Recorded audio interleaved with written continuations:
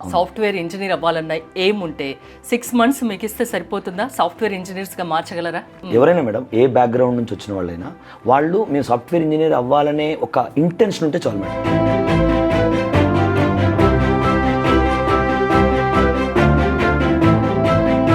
Python తీసుకుందాం madam. Python అసలు basic programme తెలియని వాళ్ళని రేపొద్దున ఒక అప్లికేషన్ డెవలప్ చేసిన నాలెడ్జ్ తీసుకొస్తాం.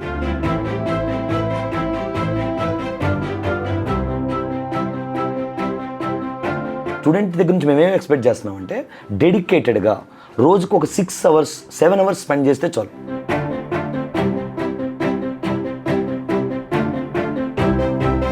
డిగ్రీ పూర్తయితే సాఫ్ట్వేర్ ఇంజనీర్ అవ్వాలన్న ఎయిమ్ ఉంటే 6 months మీకు ఇస్తే సరిపోతుందా? సాఫ్ట్వేర్ ఇంజనీర్స్గా మార్చగలరా? True madam, true. ఎవరైనా మేడం ఏ బ్యాక్గ్రౌండ్ నుంచి వచ్చిన వాళ్ళైనా వాళ్ళు మేము సాఫ్ట్వేర్ ఇంజనీర్ అవ్వాలనే ఒక ఇంటెన్షన్ ఉంటే చాలు మేడం.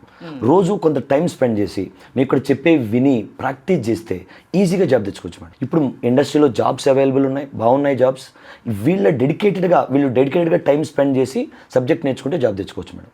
దానికి వీక్యూబ్ ఏం చేస్తుందంటేనండి, జనరల్గా అసలు ఇక్కడ నాన్ టెక్నికల్ నుంచి వచ్చారా టెక్నికల్ నుంచి వచ్చారా అనేది పక్కన పెట్టేసి వెరీ బేసిక్ నుంచి అందరికీ ప్రతి కోర్సులో వెరీ బేసిక్ నుంచి స్టార్ట్ చేసి ఒక మాస్టర్ ఏదైనా స్కిల్ మాస్టర్ చేయిస్తాం మేడం.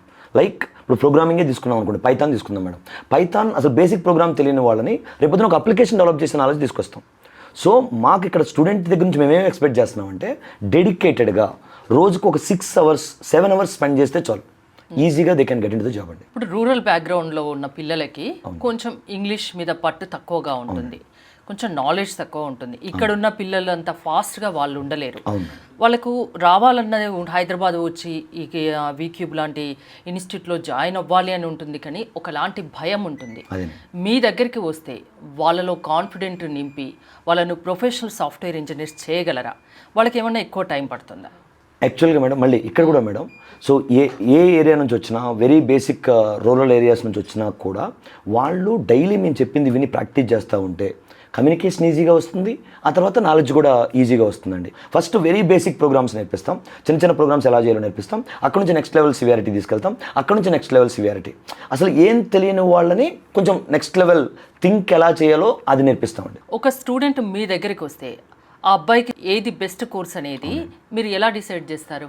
యాక్చువల్గా మాకు ఒక కెరియర్ కౌన్సిలింగ్ టీమ్ ఉంటుంది మేడం. వాళ్ళు ఏం చేస్తారంటే ఇప్పుడు స్టూడెంట్ ఫస్ట్ అసలు ఏ బ్యాక్గ్రౌండ్ నుంచి వస్తున్నాడు, ఐటీయా నాన్ ఐటీయా, కోడింగ్ ఇంట్రెస్ట్ ఉందా కోడింగ్ ఇంట్రెస్ట్ లేదా అని చెప్పి తెలుసుకుని వాళ్ళ ఇంట్రెస్ట్లు తెలుసుకుని, సో మీరు మీ ఇంట్రెస్ట్ ప్రకారం ఇదైతే సూట్ అవుతుంది, మీకు ఇక్కడ పైథాన్ అనేది సూట్ అవుతుంది, లేదా జావా సూట్ అవుతుంది, టెస్టింగ్ సూట్ అవుతుంది, క్లౌడ్ టెక్నాలజీ సూట్ అవుతాయి అని మాకు కెరియర్ కౌన్సిలింగ్ పీపుల్ ఉన్నారండి. జీరో నాలెడ్జ్తో మీ దగ్గర జాయిన్ అయ్యి ఒక మిరాకిల్ లాగా జరిగి ఒక మంచిగా సెటిల్ అయిన ఎగ్జాంపుల్స్ నాకు చెప్తారా? నేను చాలా ప్రౌడ్గా ఫీల్ అయ్యి మరీ చెప్తాను మేడం. బీజెడ్సీ అంటే అందరికీ తెలిసిందే మేడం. బీజెడ్సీ అంటే అసలు కంప్లీట్గా నాన్ టెక్నికల్ బ్యాక్గ్రౌండ్, అది వాళ్ళ బయాలజీ వాళ్ళంతా వేరే ఉంటుంది మేడం.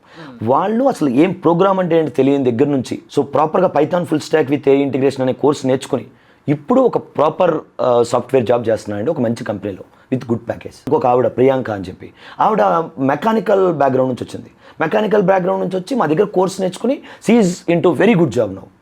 ఇలా మెనీ స్టోరీస్ ఉన్నాయి మేడం. మామూలుగా వచ్చి భయపడి వెళ్ళిపోయిన వాళ్ళు ఎవరైనా ఉన్నారా ఇక్కడ?